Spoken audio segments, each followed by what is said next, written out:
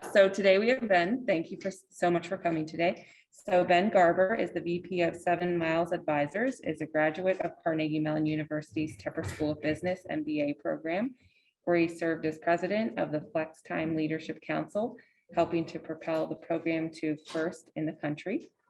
He holds a BS in plant and soil science from the University of Vermont, where he also studied community development and applied economics. So I'm going to let you get started today. Hey, thank you very much. I started giving this presentation however many years back because something you hear very often in Pittsburgh is, okay, I raised $500,000, I raised $1 million, Project Olympus or Innovation Works through my angel network, and now I need to raise follow-on capital. And where's that money come from? You know, there's a little bit of a funding gap. We're very fortunate to have a robust seed stage funding economy, and then you can hit a trough before you're pushing off tens of millions of revenue and the VCs are flying in from out of town. So that's why we started giving this talk. I've had a great reception, and what we're going to cover today, I am sure several people have heard in the past. Hey, we are really, really excited about your company. It's just not a fit for us right now. So with what we're going to cover today, we're going to try and minimize the number of times that you hear this and test whether this is sincere or not. Generally speaking, at a high level, we're going to talk about finding the right fit with your investors. I will touch on why companies hire investment bankers. I spent the first decade of my career on the buy side after leaving engineering, also a reformed engineer. First with a private equity firm and then in corporate development at Optum, which is part of United Health Group. And knocked a lot of bankers, and now I'm on that side of the table. So I dial it back a little bit, but it's still mostly true. And then what can non-technical students do for a startup? Another thing I hear all the time is, I'm interested in working with a startup, but I'm not a coder. And let's be real, a lot of startup people kind of knock the MBAs. I'm also an MBA from Tepper, so I'm comfortable saying that. But I do think there's a lot of value that we can bring to the table. We're going to cover a lot of ground, and I will call out specifically like, hey, pay extra attention to this part. If you walk away with only a few notes here, this is the main thing you should write down. Get to know Ryan Splenda. He is your business librarian. When I was at Tepper, I did not even know that there was a business librarian. And then when I got to know Ryan, it kind of seemed like cheating, but it's not cheating. It's just how the library works. So the library has all sorts of resources that Ryan can help you use. You are already paying for them as part of your tuition. So let's make the most out of them. Also, since we started giving this talk, Ryan has kind of established himself as the private equity venture capital librarian nationwide, which is pretty cool. Ryan's the man. Encourage you to reach out and get to know him. Would you mind just giving an example by that of how he Supermans or has Superman abilities? Yeah. So have you used any of these databases? Maybe one. Yeah. So you can book time with Ryan, tell him what you were trying to research. Not only will he help you learn how to use the database so you can do some of the research, but he will do an initial round and his other librarians will do it for you. They will help you do your research for your papers, for your projects. It's like having an outsourced development team, also known as librarians. So again, like when I'm a student, I'm like, what do you mean you do the research for me? And they're like, well, we're librarians. That's what we do. I thought you just looked up cards in the Dewey Decimal box. Shows how little I paid attention in elementary school. So Ryan and his team will actually help you do the research, and then also teach you in more detail how to use these databases to build off what they kind of get your ball rolling. So pretty cool. Pretty cool. I'd also add, just compared to your fellow classmates, this will definitely give you a step above in the materials that you're able to produce. These databases are all available through the library. Generally speaking, a subscription to any one of these is 50 to 100K a piece. Most are available remotely.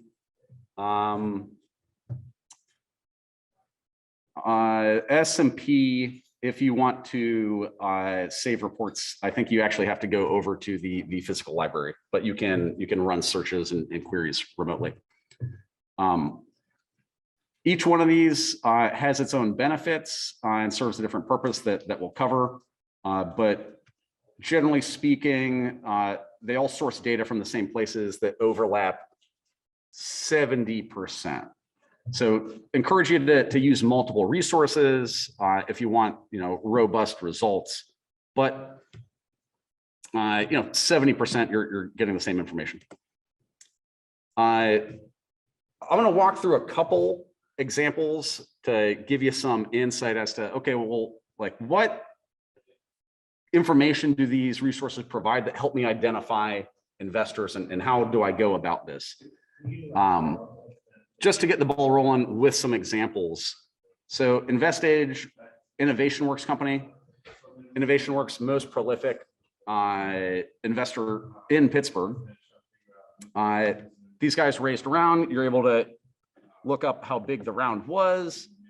5 million came out of Featherling Capital, and identify the lead partner at Featherling.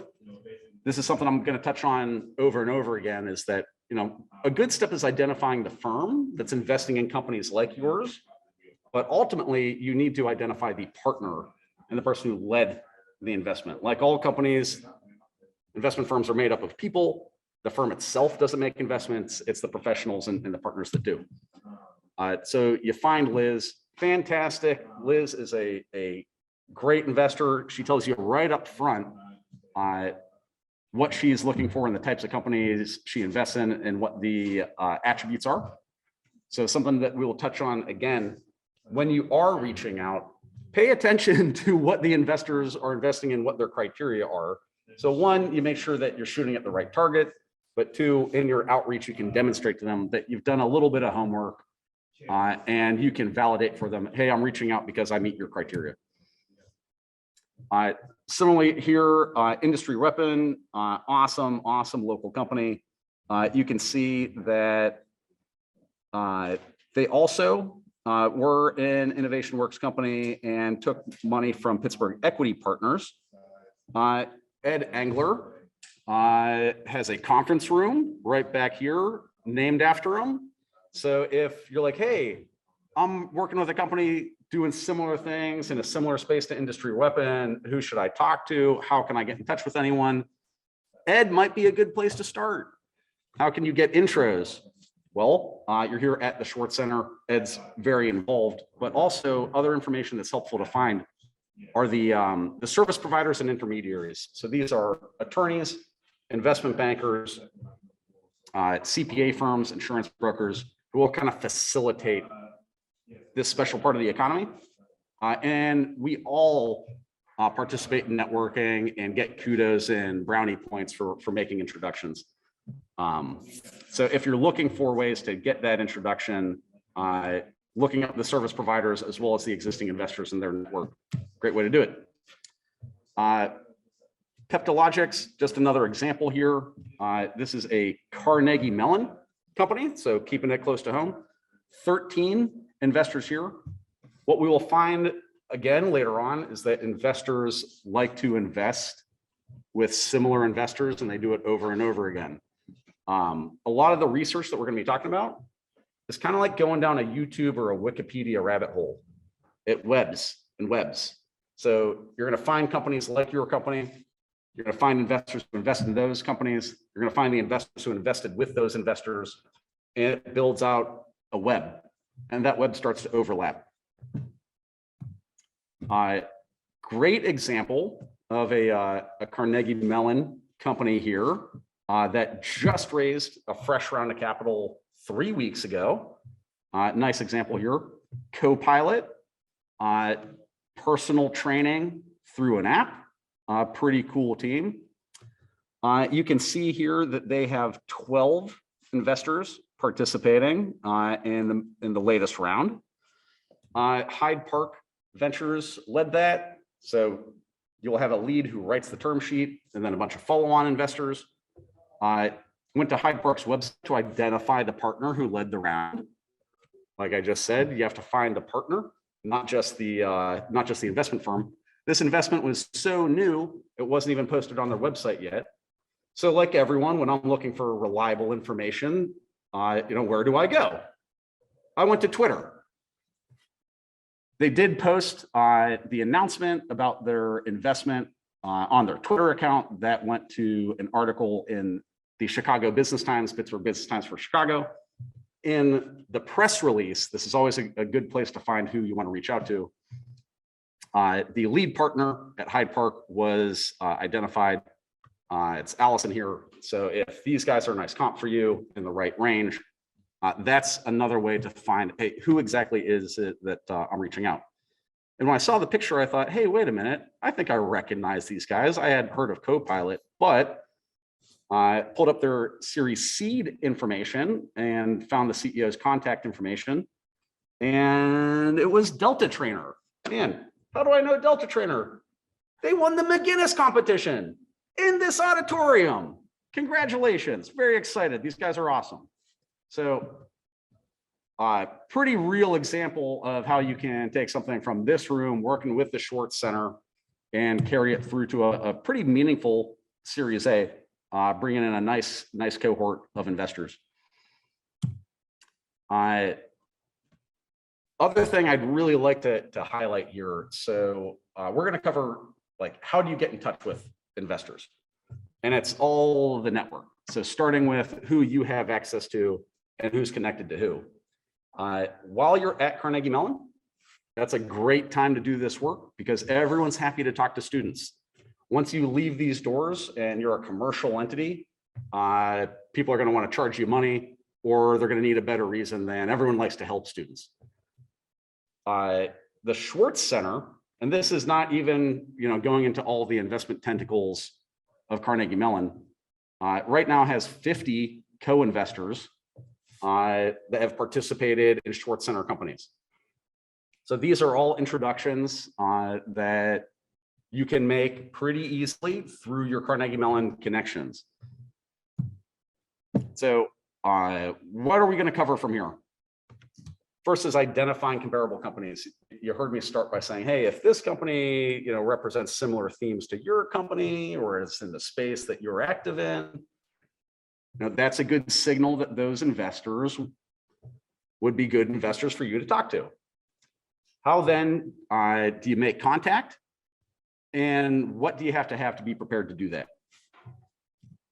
So the first step is knowledge of self, having a little self-awareness, profiling yourself from the perspective of an investor. And this can be difficult because every company is a snowflake and every snowflake is unique, and that's true.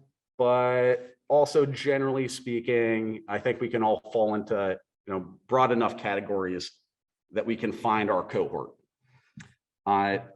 So what's it take to profile yourself so that you can use some of these tools and present yourself to an investor to say, hey, I fit the profile of what you're looking for. You want to look at industry. Again, take a broader definition here, okay? You can also go with target market. So who are the end customers that you're going after? Some investors focus on automation. Some investors focus on transportation. Some focus on logistics. If you are doing automation for electric long haul trucks, all three of those would be applicable. So don't artificially narrow your field by taking too strict of a definition. We're casting a broad net and then we're filtering. Company stage and investment size are closely correlated. Both are important. You have investors that focus on one stage, focus on another stage, and the size of the checks that they write will reflect that. And to some extent, geography. Most investors like to be able to meet with their teams at least occasionally. This has become less and less of a factor over the years, but still something to consider. So that's the very first step. You have to look inward and profile yourself, or at least the companies that you're interested in working with. It's also a good step to go through if you are looking at multiple companies to say, hey, who do I want to reach out to see if I can join the team or offer support. Hey, I'm looking at all the short center companies, or I'm looking at all the McGinnis competition companies. How do I decide who's the best fit or who's in the most robust position that I can add value to? Same first starting point. So where do you go from there? You've profiled yourself. You have all these resources available. Where do you start? CB Insight is a great place just to get the ball rolling. They have these pre-made market maps that are a great source for ideas. The market maps are broken up by subsector.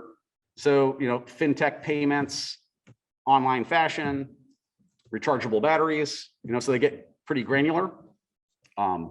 Poop tech is about as granular as I'm aware of. I was a little surprised to see that, but seems to be a robust space, I guess. It's next to pharma supply chain, also a hot topic right now.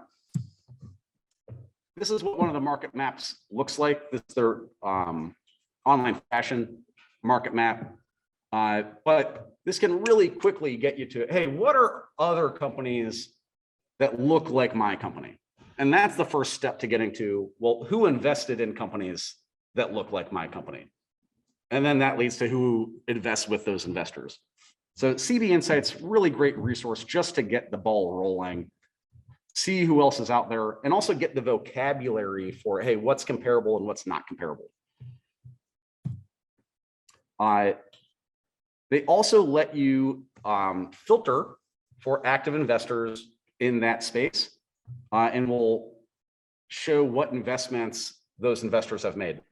I want to highlight, though, real quick that these databases are not perfect. So depending on how you execute your searches, you will get slightly different numbers.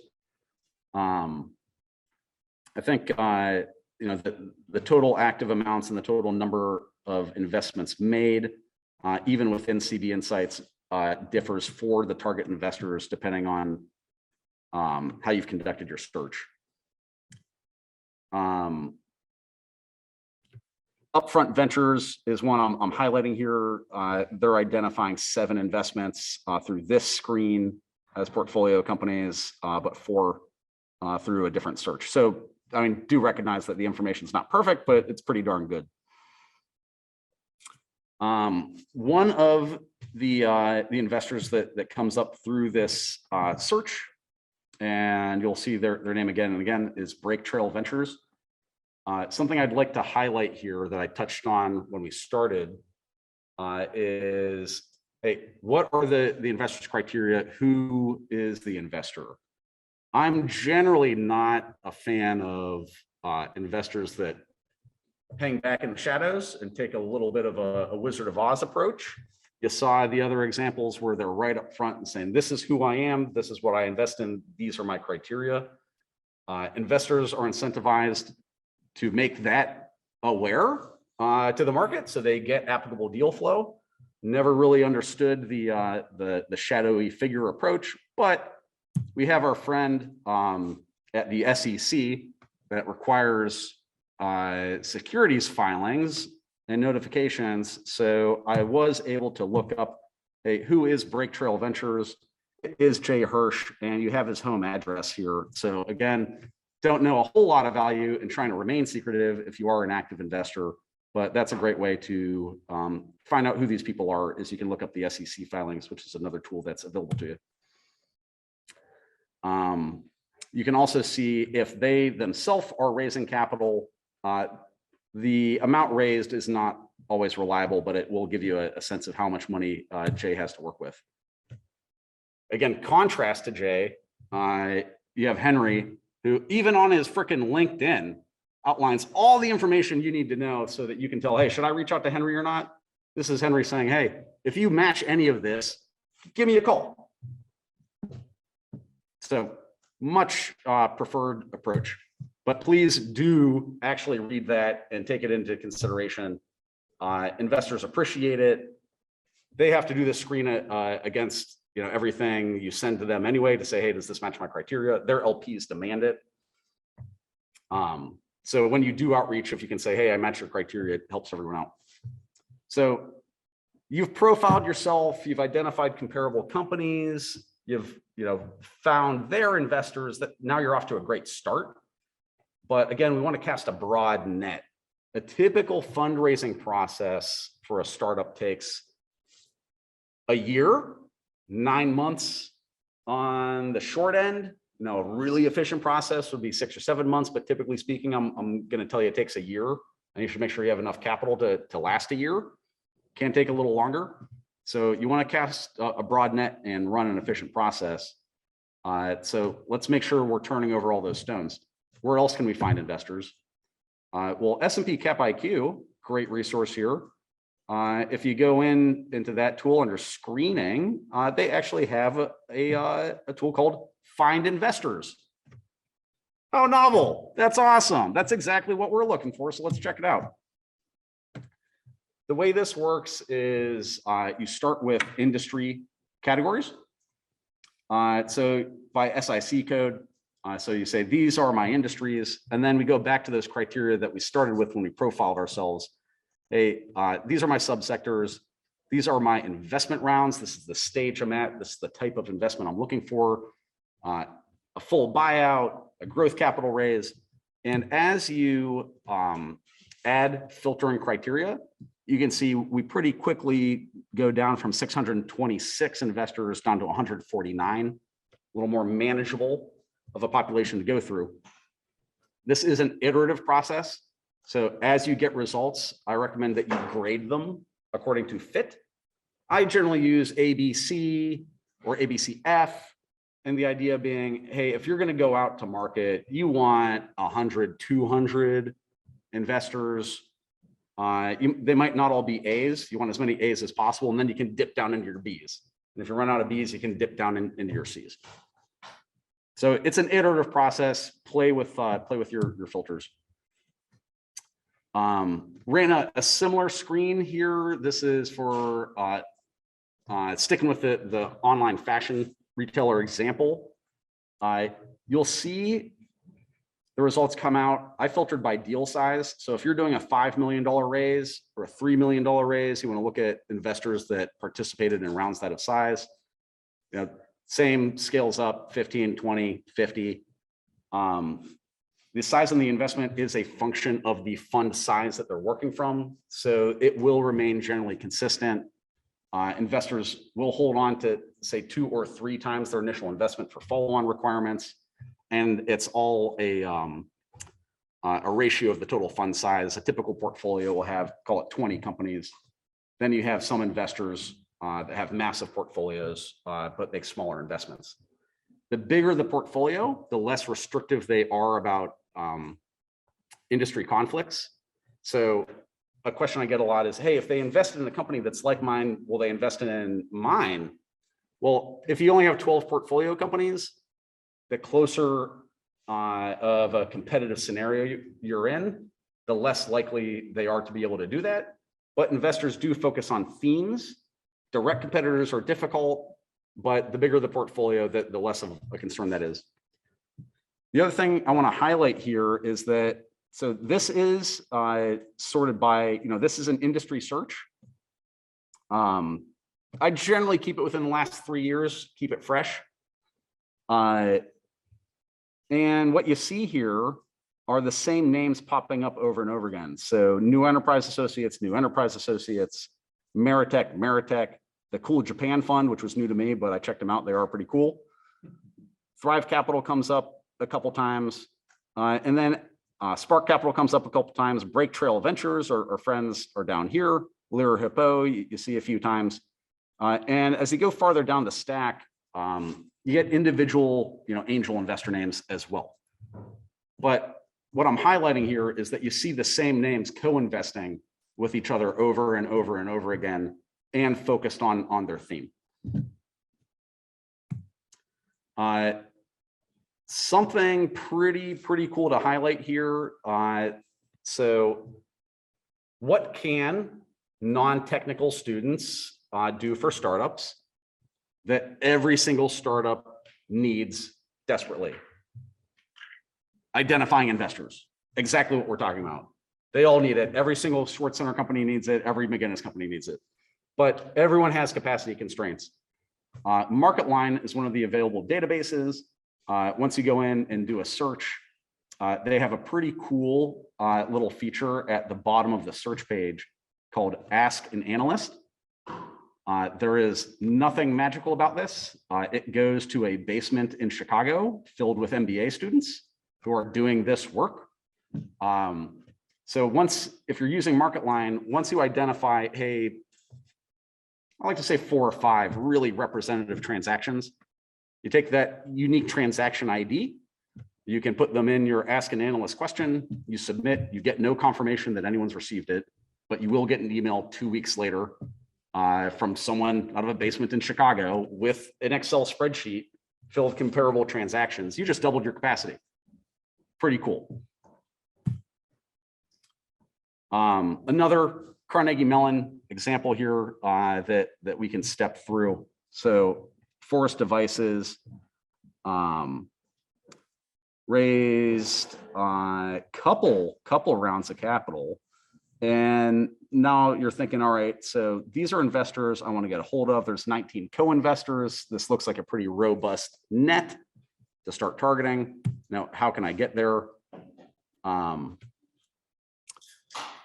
So the investors here, the Elevate Capital Fund, got the 2 heads of the fund. Who are they connected to on LinkedIn? Who are their investors? I see their criteria. I get to a Carnegie Mellon alum. That's a good sign. And he's actually incorporated his own angel investment vehicle. Pretty easy way to get an intro to an intro. And also, potential investor himself. And man, is he prolific. So this, again, information out of S&P Cap IQ, giving you the rundown of all the investments that he's made and his activity of his 38 co-investors. So who does he invest with most often? You see Innovation Works and Alpha Lab near the top. So, friends invest with friends. Other tools to identify, hey, how strong is this relationship? Was it a one-off, or do they have a pretty robust co-investment relationship? I'm going to pause there real quick. Any questions on the databases or the material that's available, or how to use it? Just one question. Will the slides be available to us? Yes. Yeah. We're covering a lot of ground. So Allison will have these slides available for everyone. But again, cast a broad net. It's an iterative process, and filter and repeat. So now you've built out your database or your list of who you're going to go ask for money. How do you actually make contact? This is the main reason that people do hire investment bankers.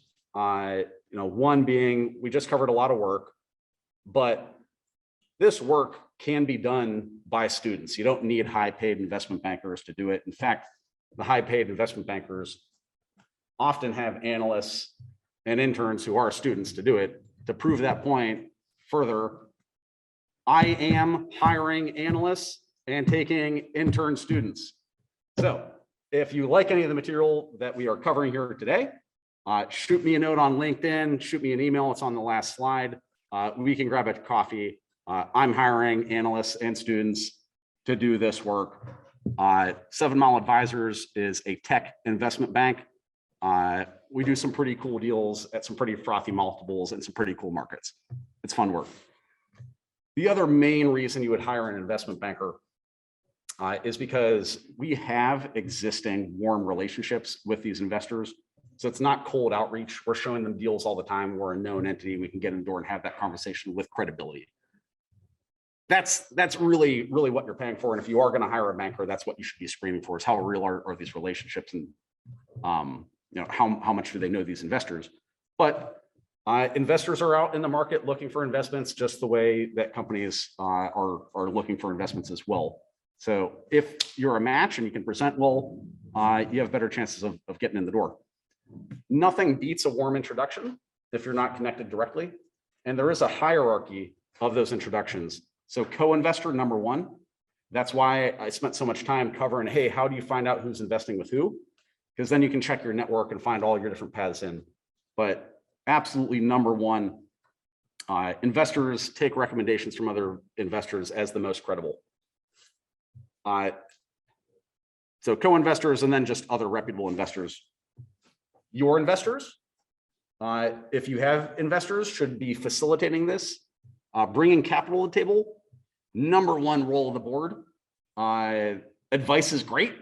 That's cool. You don't necessarily have to have control of my company to earn that. So if your board isn't helping bring capital to the table, you should rethink who's on your board. Then you can go with industry leaders, people who are reputable in the market, who you have access to commercially, and cold calling. It works a lot.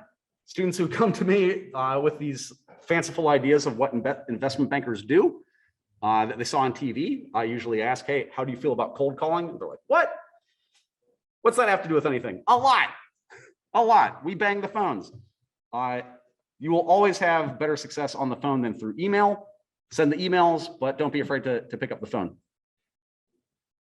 And then finally, if you run out of all other options, you can hire an investment banker. I really encourage you to use a CRM. You don't need to pay for Salesforce.com. There's a lot of free CRMs out there. But we just went through a whole host of information. At some point, it gets pretty hard to track. But at the end of the day, you can use an Excel spreadsheet. I'm going to show you just in a second what you need to have on your Excel spreadsheet. This will be one of the times where I say, hey, pay attention, take a note, take a picture. But first, I want to highlight this point. So you're asking for introductions, okay?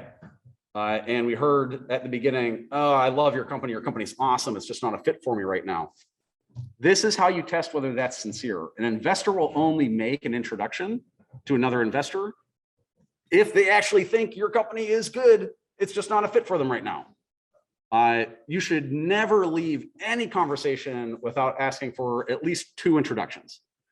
And if they are sincere with that comment, they will be happy to make that introduction because they get bonus points from their investor network for making good introductions. If they do not offer to make any introductions, that's a sign that we're being polite. And that's okay too, but you need to filter for that and know where to spend your time. Take a picture of this, take a screenshot. This is what you want to keep in your database as you're profiling investors and going back to, hey, who should I be spending my time on now that I've done all my research? So then what do you need to actually go make contact? So we've made our list. We've found who can give us the introductions. Now we're ready to do outreach. How do I make sure that I'm prepared? So got our network. We're all set, ready to go. Have an introduction. Keep it short. Everyone likes bullets, but again, convey that you've seen their criteria and that you match their criteria. Name drop if you have any names to drop. Mutual connections. Hey, I saw you made this investment. That's why I thought I might be a fit, and I looked at your criteria. This is our profile, we match. Make it easy on them. They see a lot of investments. The easier you make it on them, and investors, like everyone else, like what's easy. Then really one of the most important documents, we call it a teaser, but it's a 1-page high-level summary of the company. Pertinent information. You can include, your funding ask, any pertinent metrics. Fully expect that this teaser is going to travel broad, far and wide. So don't put anything too confidential on it. Anything that you wouldn't want everyone and their uncles to see. But Attach that to the intro email. It helps the investor pretty quickly go to, hey, this looks interesting. I'll take a meeting. At that meeting, you want to have your pitch deck ready. Keep it short. 20 slides is good. You're detailing the market opportunity and your company. This is your intro call. So expect that you're going to have half an hour. It's hard to get through more than 20 slides in half an hour. So keep it short. Really resist the urge to really blow it out. That's what you have your business plan and your early diligence documents ready for. It's important that you have your materials ready to go, because if you do find an investor who's interested and they're like, awesome, I'm excited, let's do this. You don't want to lose that momentum by saying, oh, wait, hold on. Can I get back to you in 2 weeks while I get organized? So this whole process, all this preparation, getting your list together, getting your connections, getting your referrals in order, getting your materials prepared, all that's building up for launch. And then when you go to the market, you want to go to the market all at once. You want to go hard.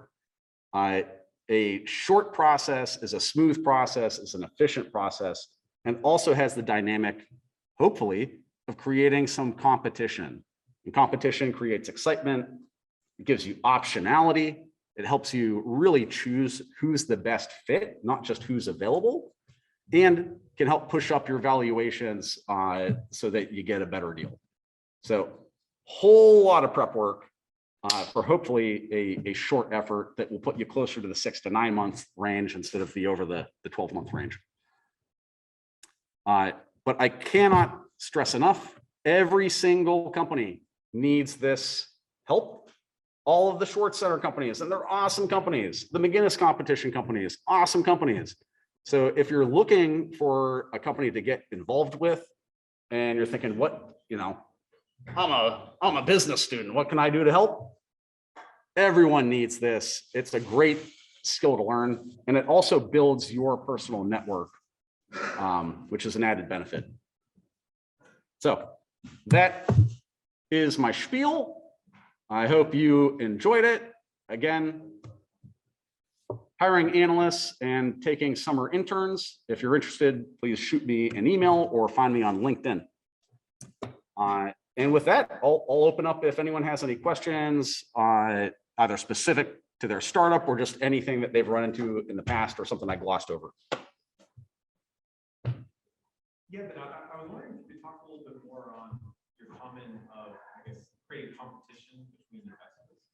So, if you're a startup and suddenly you have multiple parties investing, you have to choose.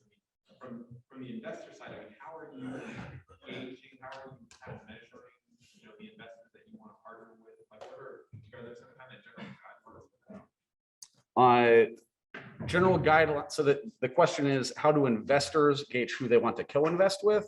Sorry, as a startup, if I've got 3 different investors and I have to choose one. Yeah. How do I choose, of the 3? Totally. So number one, I would say credibility. So if you're going to enter into a letter of intent or sign a term sheet with someone, invest the time for them to really do diligence, you want to make sure that they're able to close. So certainty of close, credibility that this is not a learning exercise for them. It's not exploratory. They know the industry, they understand your company, and they have conviction. Honestly, some investors will throw around term sheets a little loose and see what lands and then decide if they have conviction. Other investors take a very thesis-driven approach. This is all the way on the other side of the spectrum and keep it super narrow and say no 99.9% of the time. And when they find a hit, they go hard and fast. Most fall somewhere in between. But really, assessing for credibility and conviction, number one. 2 is, what do they bring to the table? So first, everyone should be bringing checks. That's table stakes. But do they have capacity for follow-ons? Most certainly will require follow-ons. And a good investor should be able to continue to participate and continue to fund, especially if they're looking for a board seat. Fund life. So if they're investing out of a fund, is it early in the fund life or is it late in the fund life, and how much dry powder, how much available cash do they still have? You really don't want to be investing in someone's fund that's, in year 7 or 8. It's better to be earlier in the fund because they have more flexibility and capacity. The co-investor network also, what's their ability as your capital requirements go up to bring in diverse sources of funding? They get credit for that too. So they say, hey, I may only be able to write you 10 million worth of checks, but look at my network of people I co-invest with all the time. Leveraging them, I can get up to 20 or 30. That counts.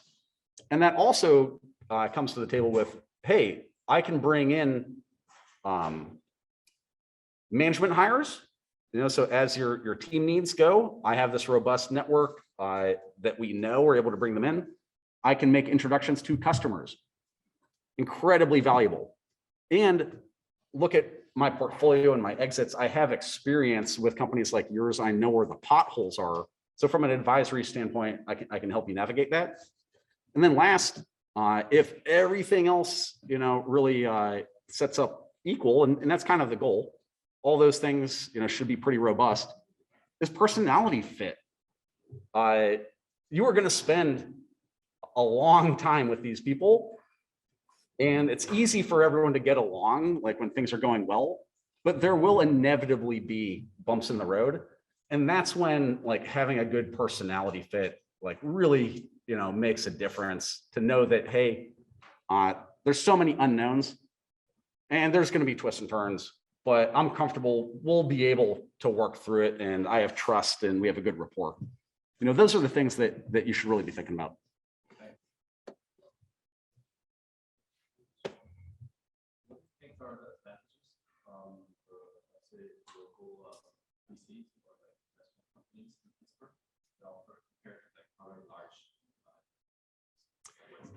Yeah, so I think part of that, so the question is, what's the advantage of going with a local VC versus a national VC?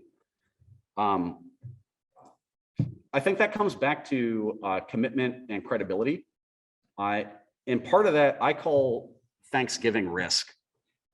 So a faraway investor, if things don't go right and they don't behave,